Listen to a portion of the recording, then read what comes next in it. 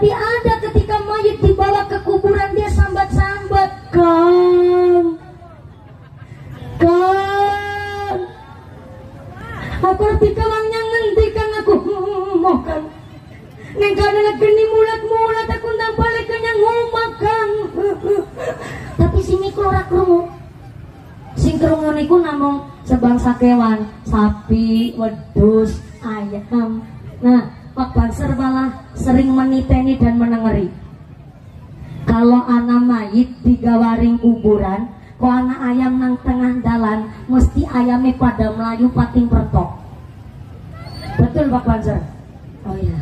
Kenapa gue ayamnya pada melayu pating pertok? Betul?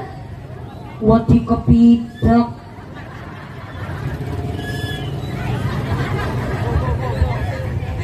Udah wedi kepidok. Gue ayamnya pada melayu pating pertok, wedi krungu mayite sambat-sambat.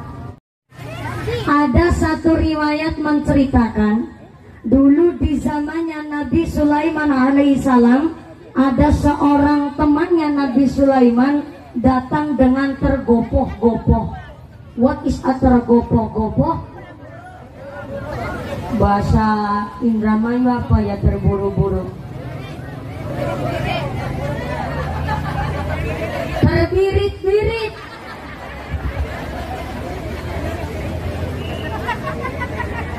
Kalau di bahasa Cilacap, ngone Melayu nganti ke susu. Kalau di Indramayu terbirit-birit. Temannya Nabi Sulaiman datang dengan keadaan terbirit-birit, dia tergesa-gesa sambil ngap-ngapan napasnya, bilang sama Nabi Sulaiman, ya Nabi Allah, maaf saya datang dengan keadaan tergesa-gesa karena ternyata saya dari kemarin rasanya nggak enak pisan. Ternyata dari kemarin saya kok merasa ada yang mengintilin saya. Mengintilin itu, nah, mengikuti. Jadi rasa saya kok rasa nggak enak, was-was, pating keranyas, pating kerembut, karena ada yang seperti mengikuti saya. Tolong, saya dikasih amalan apa, saya dikasih ijazah apa, supaya saya ini hatinya rasa adem, rasanya lebih tentrem. Ternyata Nabi Sulaiman baru selesai khutbah bersama dengan para jamaahnya.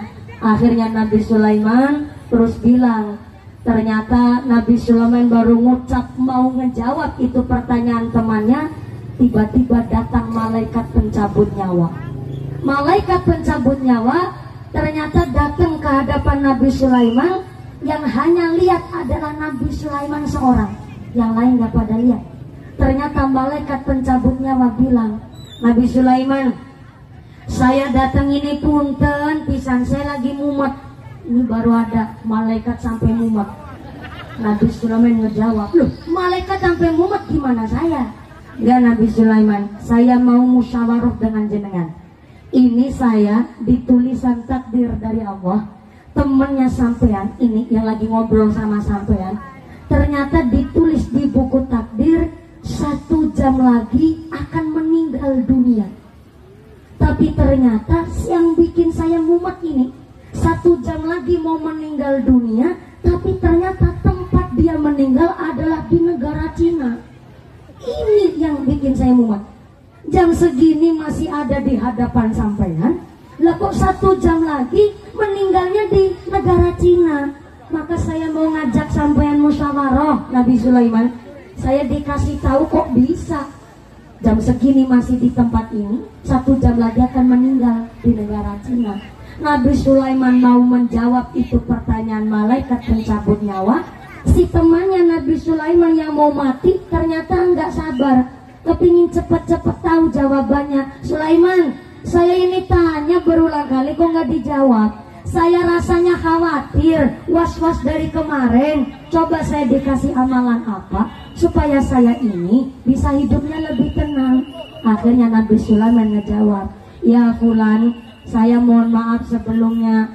Dengan berat hati saya harus menyampaikan, tadi saya kedatangan malaikat pencabut nyawa ngasih informasi bahwa ternyata panjenengan 1 jam lagi akan meninggal dunia.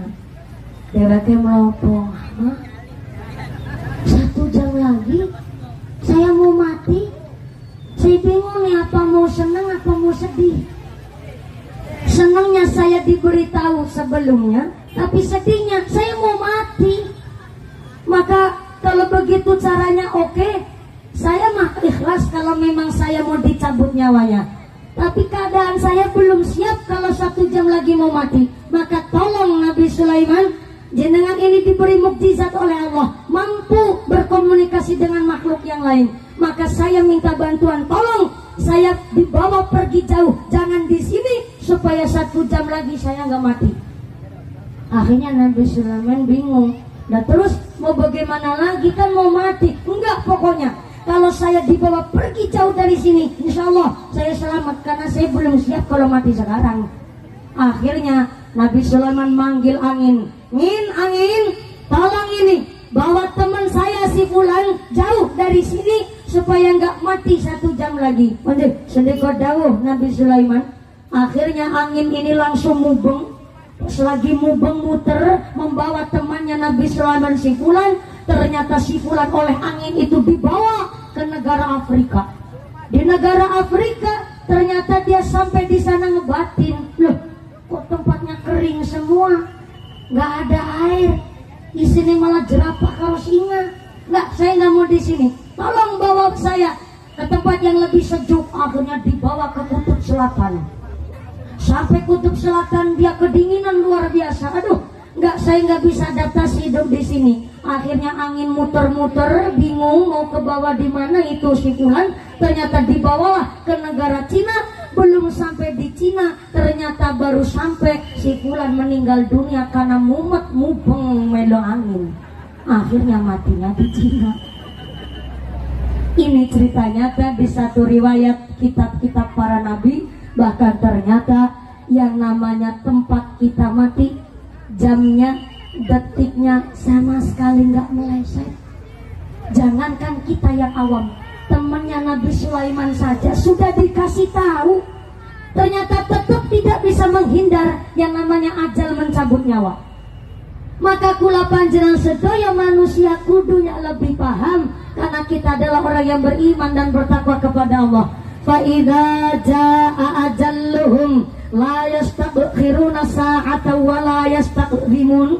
Lamun wis teko titi mongso ajali menungso, gak bisa diundur, gak iso dijogna walaupun hanya sesaat. Namanya mati, kalau sudah datang jatahnya, sertifikat renang pun boten kanggo gawe. Ngapunten, putranipun Gubernur Jawa Barat, putranipun Bapak Ridwan Kamil, almarhum Mas Eril, punya sertifikat renang, ahli dalam berenang. Tapi Allah menghendaki putranya Gubernur Jawa Barat meninggal dunia dalam keadaan syahid, yaitu tenggelam di sungai. Walaupun punya sertifikat renang, tapi Allah sudah menghendaki. Kita tidak bisa berkutik, tidak bisa mengelak. Namanya pati datangnya nggak disangka, nggak dinyana-nyana. Bisa panjenengan duluan, mumpuni keri, bisa? Atau saya kerin jenengan duluan, mangga? Ikhlas saya. Oh, balik.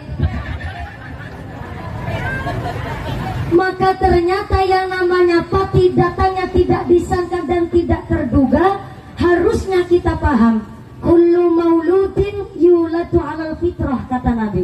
Kita manusia datang ke dunia dalam keadaan yang baik, maka ketika kita pulang ke rahmatullah pun harus dalam keadaan baik, harus dalam keadaan radhiyatam mardiyah, juga dalam keadaan yang baik. Datangnya juga dalam keadaan yang sae. Maka ketika kita kontur tengah sana Gusti Allah, harus dalam keadaan bin qalbin salim, harus dengan keadaan selamat. Maka antara datangnya sampai ke pulangnya ini kan ada waktu. Kita suruh diisi dengan hal-hal yang baik, karena kita nggak tahu datangnya kapannya sedo. Maka supaya kita mencari kebiasaan yang baik, supaya ketika Allah mencabut nyawa kita pun dalam keadaan yang baik. Bu, Assalamualaikum. Allah mencabut nyawa kita, akan disesuaikan dengan kebiasaan si manusianya. Yang biasanya ibadah diambilnya sambil ibadah, tapi yang biasanya maksiat pun matinya sambil maksiat. Kebiasaannya numpuk-numpuk dosa, ketika mati ternyata lagi ngerumus togel. Kebiasaannya main judi, kebiasaannya suka mabuk, habis minum naik motor, oleng naik motor plus nabrak bruk, mati pun karo mabok gara-gara kebiasaannya sambil mabok. Na'udzubillahimin. Tapi yang biasanya ibadah pun akan diambilnya ketika sedang melaksanakan ibadah. Yang suka sholat jamaah diambilnya ketika sholat jamaah. Ketika suka baca Al-Quran dipundutnya ketika lagi tadarus Quran. Ketika senang puasa Senin Kemis pun diambilnya ketika sedang berpuasa. Yang suka zikir diambilnya sambil zikir. Sing biasa sholawat diambilnya ketika baca sholawat. Yang biasanya ceramah matinya juga sambil.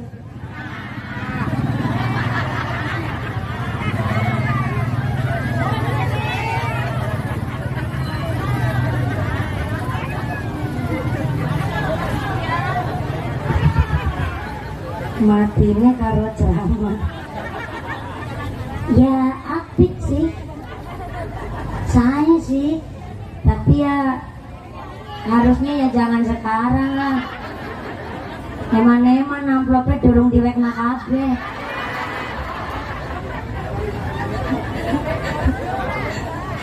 Jarene ibune eman-eman belum merasa narabi.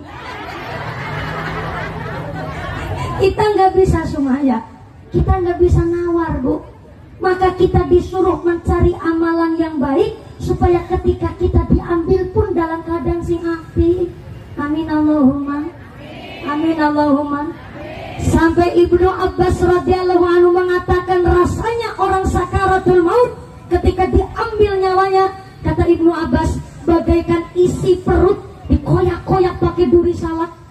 Rasanya ngungkuli weteng digergaji, rasanya ngungkuli daging ini dikelupas. Kata Ibnu Abbas radhiyallahu anhu. Sampai Kanjeng Nabi menegaskan namanya orang sakaratul maut, saking ngempatnya sakit pasti akan berkeringat di pelipis sini, di jidat. Baik yang beriman ataupun yang tidak, namanya sakaratul maut, sakitnya luar biasa, pasti akan mengeluarkan keringat di jidat sini. Kenapa? Saking ngempatnya rasa sakit. Tapi bagi orang yang ahli ibadah, ketika hidupnya ahli sholat jamaah, kelakuan nasai, punya amal soleh, ketika dipundut nyawanya, dia meninggal dalam keadaan meripate meremelik, tutuke mesem, madepe sebelah lengan. Kenapa posisi meninggalnya begitu? Karena di alam dunia ahli ibadah, rasa sakit tidak terlalu amat sangat, bahkan meninggalnya dalam keadaan senyum, karena langsung meroh nikmatin surga. Dari posisi meninggalnya dia sambil senyum. Rasa sakit pun gak begitu amat sangat, karena sudah diobati dengan dia waktu hidup ahli ibadah. Tapi bagi orang yang hobinya maksiat sampai sekarat gak mau tobat, ketika dia diambil nyawanya, posisi mati sambil mendelik, tutuke manga, ilate melet-melet. Melet. Kalau melet-melet orang mati, ngeledeki sampean. Matanya mendelik, tutuke manga, ilate melet.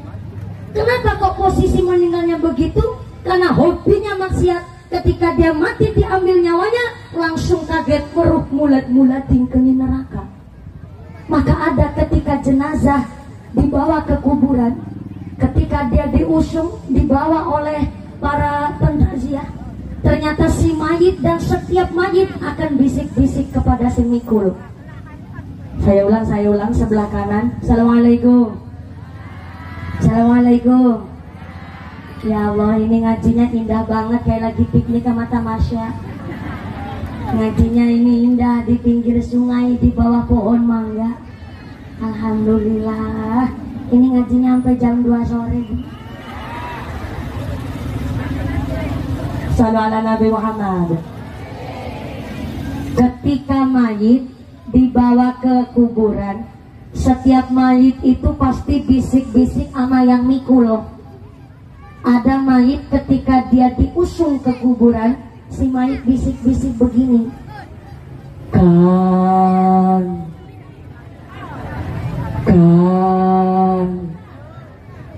ndang cepet ya Kang.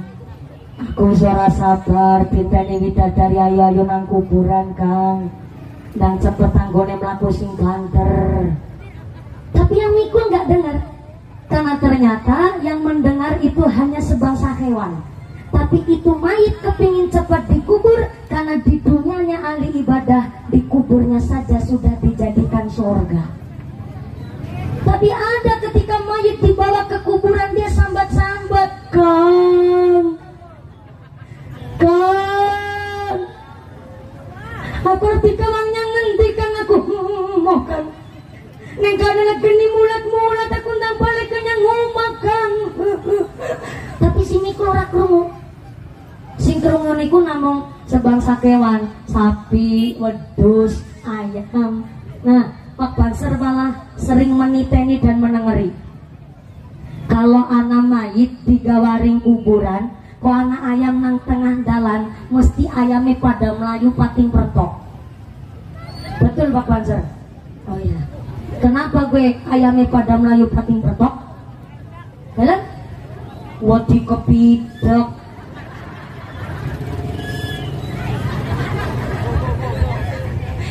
Udah wadi kepidok.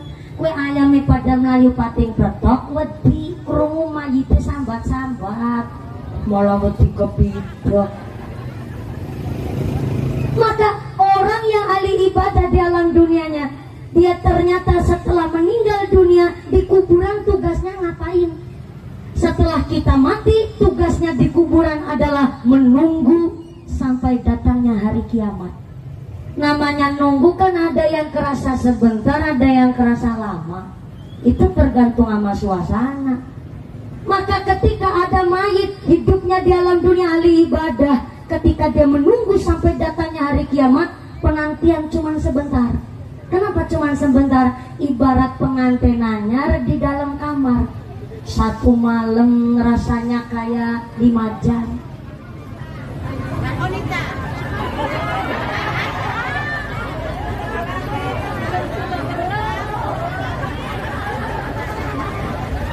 Ada ibu muslimat nantang perkara.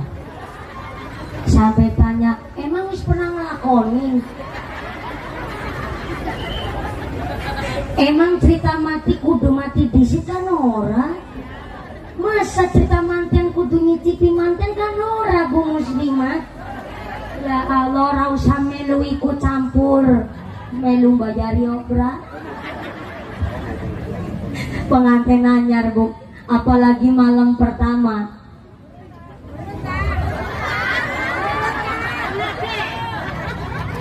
Repot ngaji karo wong kerasa.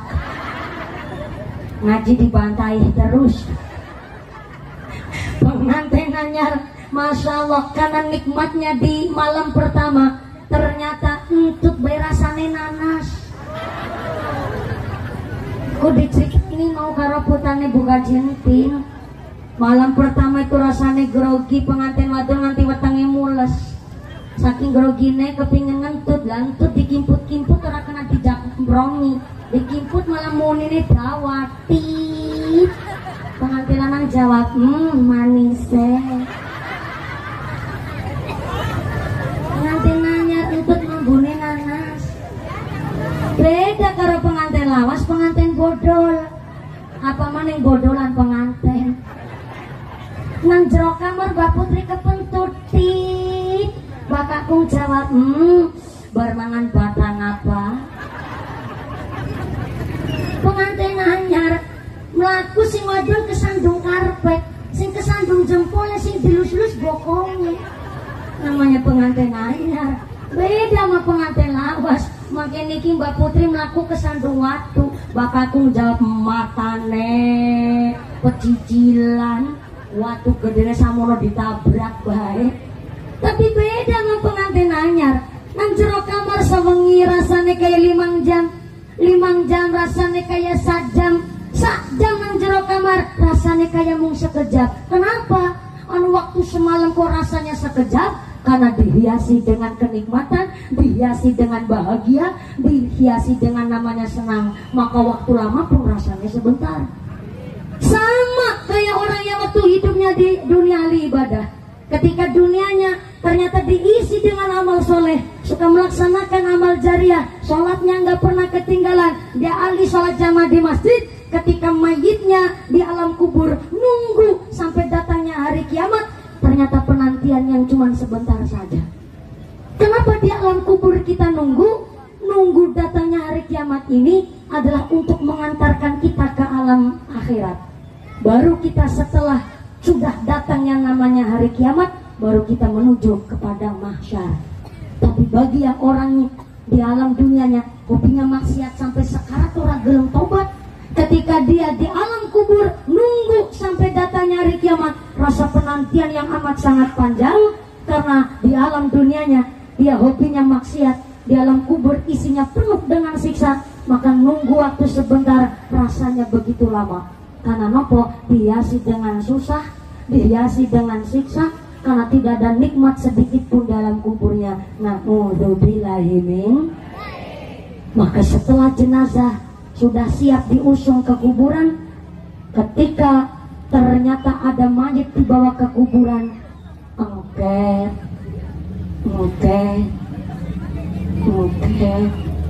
sampai di kuburan malaikat Munkar Nakir kaget. Subhanallah, siapa iki? Dene kok wajahe batuke mencorong padang nemen ya. Oh lawong tukang ngobor kodok. Wong tukang ngobor kodok kan batuke mencorong. Soalnya anak gatrene. Tapi orang anak tukang ngobor kodok kesasar naring jero kuburan. Malaikat Munkar Nakir kaget. Subhanallah, siapa iki? Dene kok wajah mencorong padang nemen ya.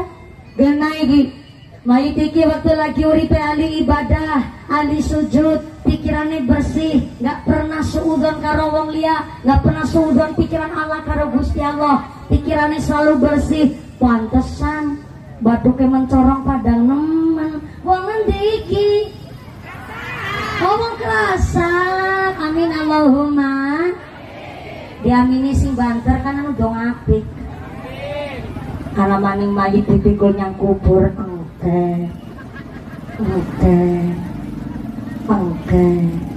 Munkar Nakir tambah kaget. Masya Allah, siapa iki? Dene ko wajahe padang, padarane wetenge, perutnya juga padang mencorong. Kena iki mayit iki waktu lagi uripe nang alam dunya, ahli sholat jamaah, langsana nglakonin puasa. Puasa Ramadan gak pernah bolong, puasa sunnah selalu dilaksanakan. Pantesan wetenge mencorong padang nemen. Wong endi iki? Oh, Cilacap.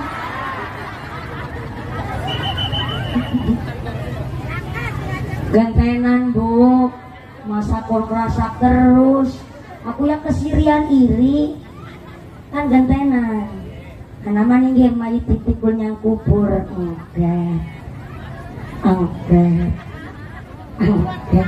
Siapa iki? Dene ku wajahe padang, wetenge padang. Alah, kayak malah sikile ya padang mencorong. Pada selonjoran kabeh. Ketara kapale kandel nemen. Genah ye, sikil-sikil wesing meturik ning alam dunyane, seneng go mangkat pengajian.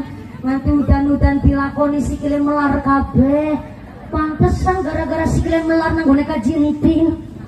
Berenang kuburan sikile pada mencorong nemen ya. Kena iki mayit iki waktu urip ning alam dunyane aling ibadah, sikile sing go pada mlaku nang dalan sing diridhoni Gusti Allah. Pantesan sikile mencorong. Wong endi iki? Oh keras. Allahumma. Ya sabar kan gentenan. Oke. Siapa iki? Deneng wajahe padang, padarane padang, suku samparan sikile ya padang. Tapi cicit. Deneng tangane peteng dredeg ya.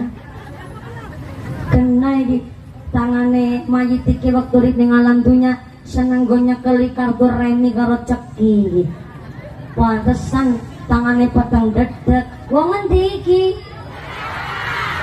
Cilacap.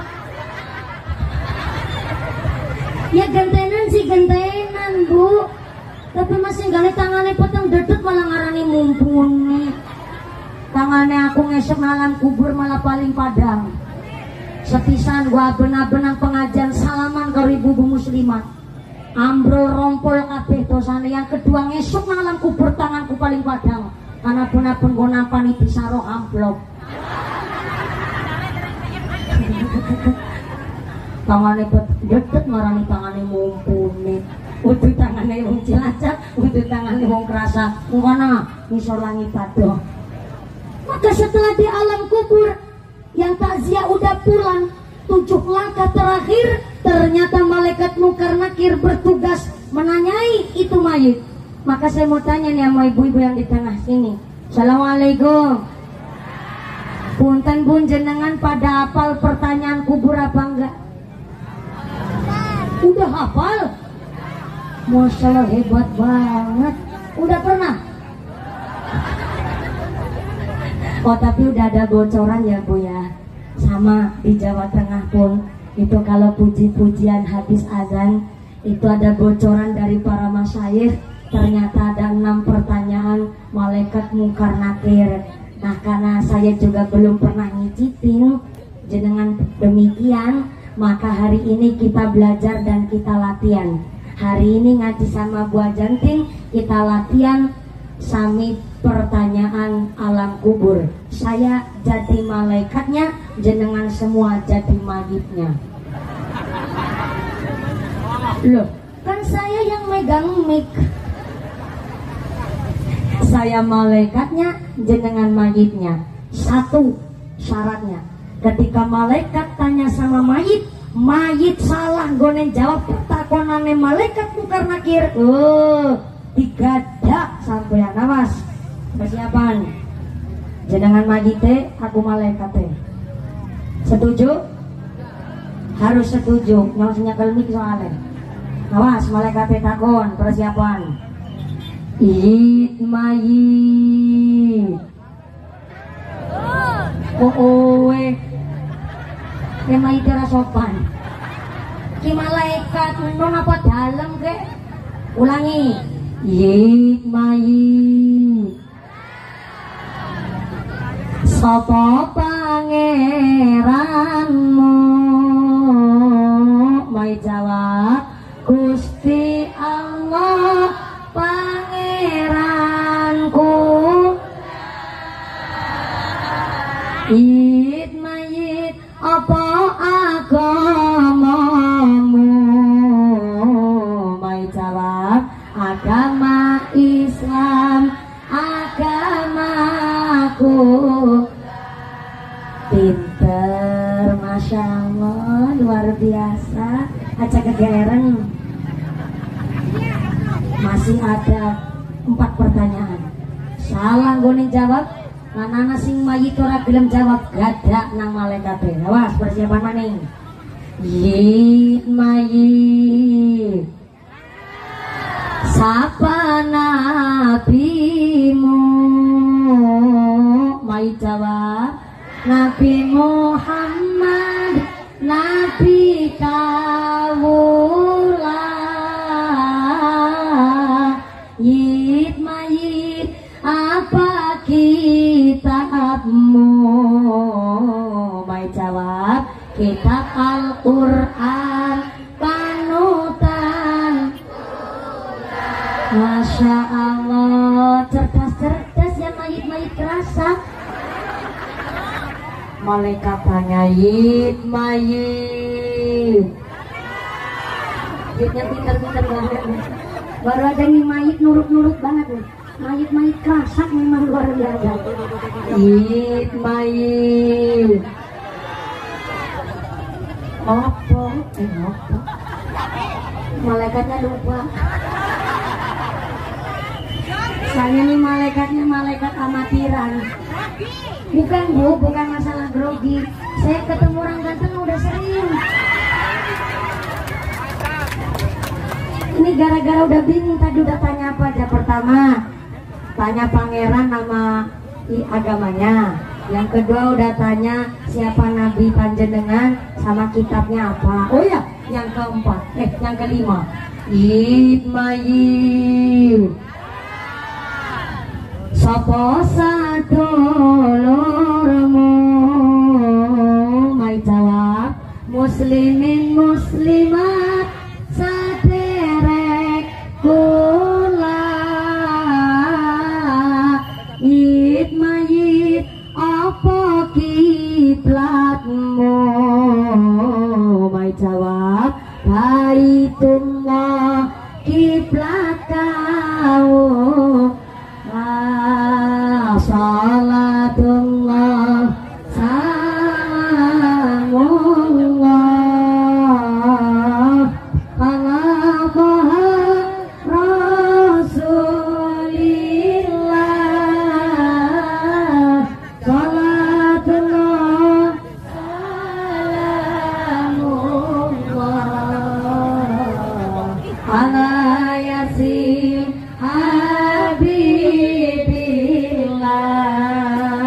Indramayu kotanya berkah, warganya ahli ibadah, makan cucur dicampur sekuteng, wabuknya jujur akhlaknya ganteng.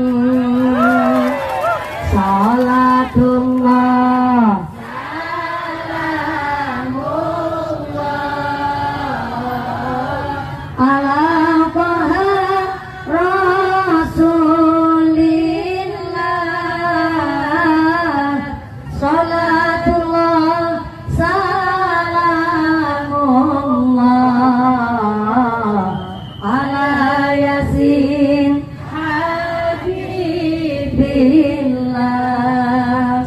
Nabi Muhammad. Walaupun di dunia ini sudah apal kecepal masalah pertanyaan alam kubur, tapi tetap di alam barzakh kelak yang mampu menjawab adalah amalan kita sendiri waktu kita hidup di dunia.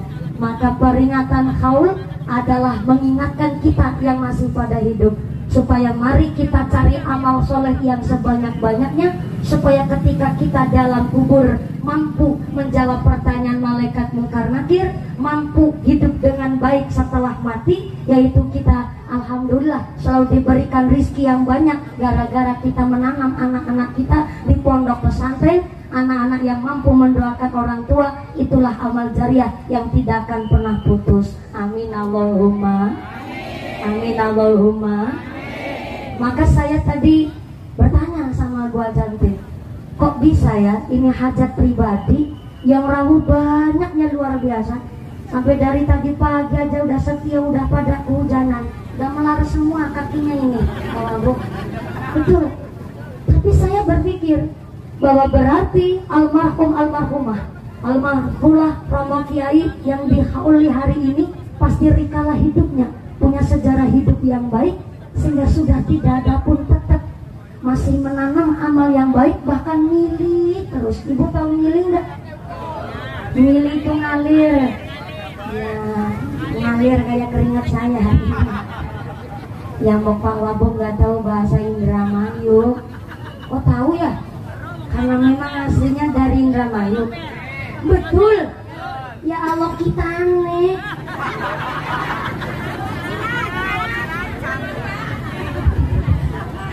Dulu saya pertama kali ditelepon sama orang Indramayu, saya bingung. Assalamualaikum Mumpuni. Waalaikumsalam. Mumpuni, kita mau izin, kita nih mau datang ke rumahnya Mumpuni. Kita nih berapa orang tuh kita nih? Cuma saya seorang, tapi kita nih banyak banget orang satu kambing kita nih. Kayaknya orang Indramayu dulunya mau lewat ke tengah alas sendirian. Akhirnya karena nggak berani ngomongnya aku, jadi kita nih. Ya setannya takut karena kita itu sendirian tapi banyak orang. Pikirannya si setan begitu. Nih ternyata kitanya cuma satu orang.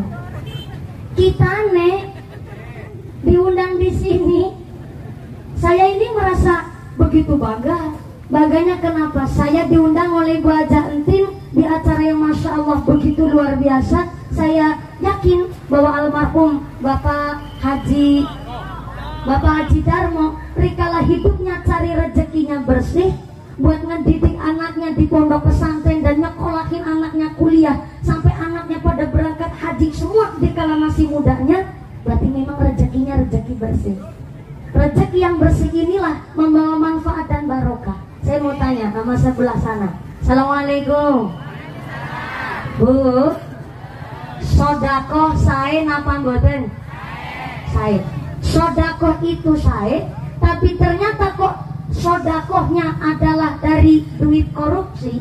Maka ibarat orang kencing tapi pakai banyu pipis. Hari kencing bawa pipis. Ini gara-gara harus pakai campur bahasa Indonesia jadi mumet dewek lah ya.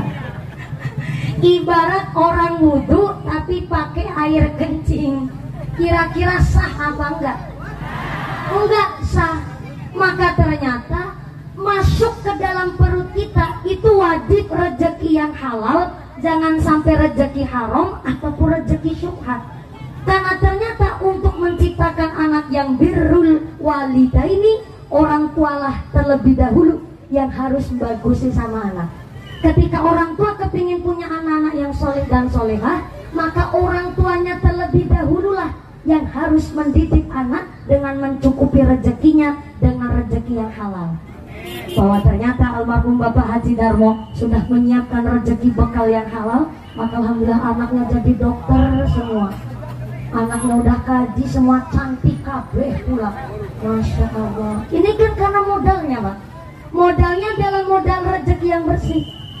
Soalnya ada riwayat di zamannya Sayyidina Abu Bakar, ada salah satu manusia meninggal dunia, wafat. Dan ketika wafatnya ini seorang manusia, Sayyidina Abu Bakar ingin mensolati itu jenazah. Jadi Sayyidina Abu Bakar yang menawarkan diri ingin ngimami sholat jenazah. Ketika Sayyidina Abu Bakar baru takbiratul ihram, ternyata ujuk-ujuk dumatakan tiba-tiba Sayyidina Abu Bakar takbiratul ihram ada ula teka. Ula bahasa Indonesia apa? Sami mawon. Pada baik. Sayyidina Abu Bakar takbiratul ihram ternyata ada ula teka. Ulane teka, langsung ternyata ulane nyokot anuknya. Anu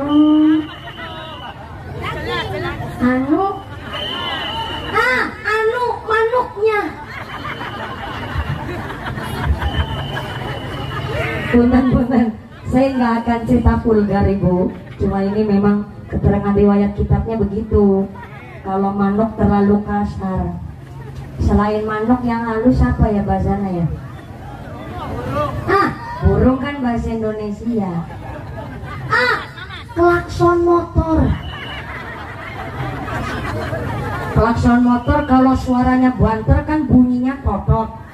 Nah, kalau klakson motor suaranya cilik monine. Nah,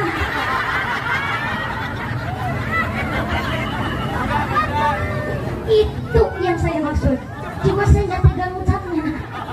Jadi saya wakilkan sama jenengan. Kalau klakson motor suaranya keras bunyinya kotot. Kalau yang kecil bunyinya. Nah,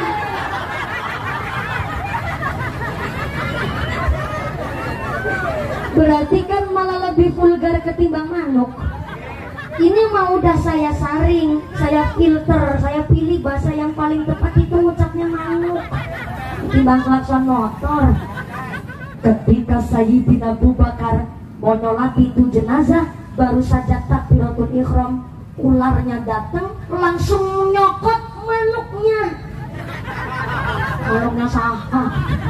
Manuknya si mayit. Karena mayitnya manuknya dicokot ular, Sayyidina Abu Bakar kaget langsung ambil pedangnya dihunuskan buat mencelas ke ular. Ketika ulanya mau dibunuh, ternyata ulanya bisa ngomong kayak manusia. Assalamualaikum Sayyidina Abu Bakar. Waalaikumsalam. Subhanallah. Lah ular, sampai bisa ngomong kayak manusia. manusia. Iya. Sebab saya ula bukan sembarang ula. Saya ini ula utusan Gusti Allah. Saya diutus oleh Allah supaya ngagigit ini manuknya si mayit. Maka tolong saya jangan dibunuh, karena saya hanya utusannya Gusti Allah. Akhirnya oleh Sayyidina Abu Bakar, pedangnya dikembalikan ke tempat semula, dan Sayyidina Abu Bakar ngobrol sama ula itu tadi. Laula, saya jaluk ngapura, panjenengan ini tadi spontan mau saya bunuh, karena ternyata sampean datang ketika kita lagi hikmat mau melaksanakan sholat jenazah. Dan saya berpikir, dari tadi saya mikir, kok mari nyokotnya milih nemen, kenapa sih dicokot manuke, kenapa bukan jempole, kenapa bukan lehernya, kenapa bukan pahanya, kok mari sih dicokot manuke. Emang gimana ke mayit rikala urik salah apa karo sampean? Ternyata si ula ngajawab, ya Sayyidina Abu Bakar, saya diutus oleh Allah supaya ngegigit ini manuk, karena ini manuk bukan sembarang manuk, ini manuk sing langka matane. Lebih jelas saya ngomongnya kan, karena memang ini mayit di kala hidupnya ada ibadah, senang sholat jamaah, senang tadarus Quran. Tapi saya diutus oleh Allah ngegigit ini manuknya si mayit, karena mayit ini waktu hidupnya maaf, kalau pipis ceboknya enggak bersih. Kok bisa cuman gara-gara ceboknya enggak bersih sampai manuknya digigit ular? Karena innallaha yuhibbut tawwabina wa yuhibbul mutatahhirin. Allah itu cinta kepada manusia yang bertaubat, dan Allah cinta kepada manusia yang tansah menjaga kesucian diri, baik kesucian pikir, kesucian hati, maupun kesucian dalam diri kita. Maka syarat sahnya sholat adalah badan, pakaian, tempat sholat harus bersih. Karena untuk melaksanakan syariat kita harus tahu bab toharoh. Untuk melaksanakan ibadah kita kudu ngerti bab bersuci. Maka maaf punten, Kanjeng Nabi menganjurkan kepada bapak-bapak kaum Adam non sewu, pipis pun harus dalam keadaan dodok. Maaf, harus keadaan tongkrong. Kenapa? Secara ilmu kesehatan dicek oleh dokter, maaf, orang laki-laki pipis sambil dodok karena posisinya itu betul. Akhirnya mampu mengeluarkan penyakit lewat maaf, air urin yang keluar, karena memang posisinya itu yang betul. Dan yang kedua, orang kakung, piyayi kakung pipis maaf sambil dodok adalah supaya maaf pipis ora soar sawer. Tapi nyatanya praktek di lapangan tidak seperti itu. Gak usah ikut ketawa, saya lagi nyindir sampean. Sampean aja mau lanang pada kerasa. Banyak bapak-bapak dumehaken lebih simpel ketimbang seorang perempuan. Banyak bapak-bapak pipis di plantekna langsung dicempet nabi terandu. Allah karim, tuh supir-supir truk barangan sini di pada lewat.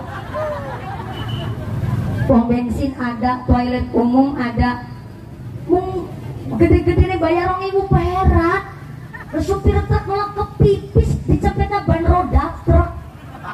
Ya Allah ya karim, berarti kan orang cebok babar blas. Berarti ini diobat tabit nato. Si mandan mending diobat tabit nato. Lah kadang-kadang kalau diselentiki.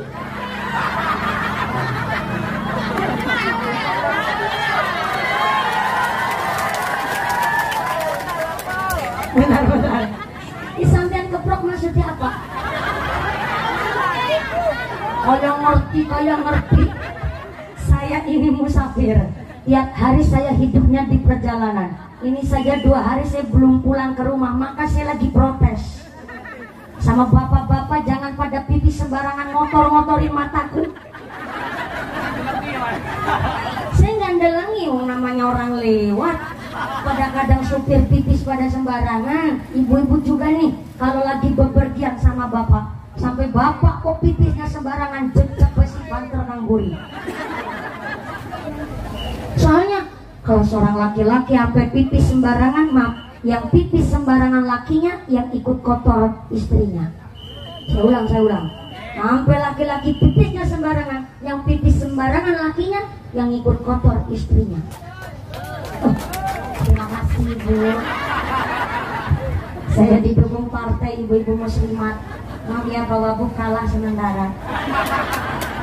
Saya mau pendukungnya ibu-ibu muslimat. Terima kasih Bu muslimat. Jangan khawatir, nanti amplopnya saya bagi dua. Ibu amplopnya saya isinya. Sallallahu Nabi Muhammad. Maka ada mayit dikala hidupnya ahli ibadah, seketika bareng dia mati, makhluknya digigit ular. Mung gara-gara pipis sewawi ora bersih, secara fikihnya memang kita harus jaga tohara.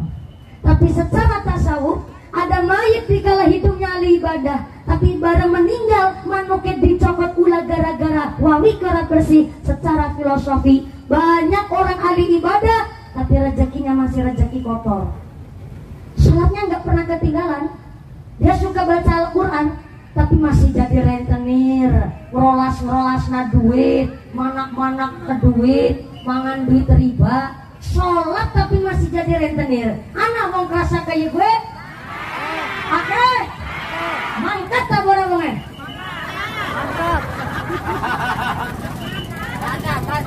Sholat tapi masih jadi rentenir.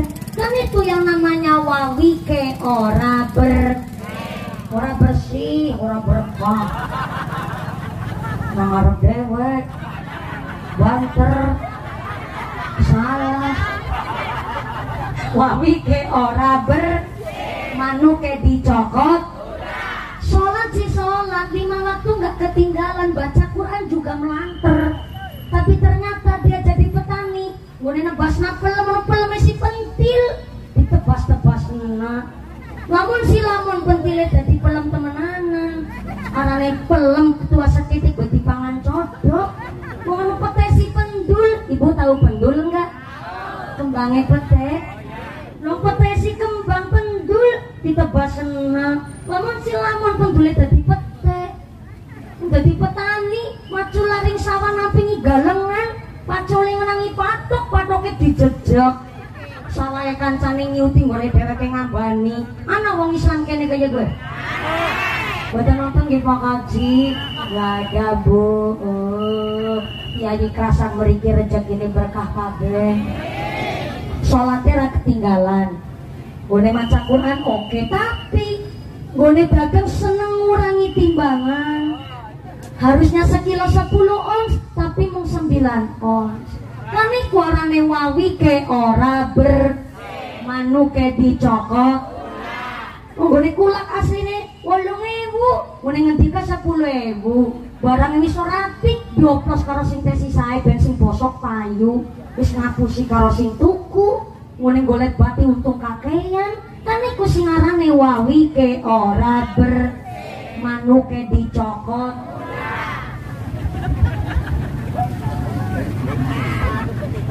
Repote dadi pedagang, salate digawe gampang. Apa maning dagangane laris, durung salat ngakune.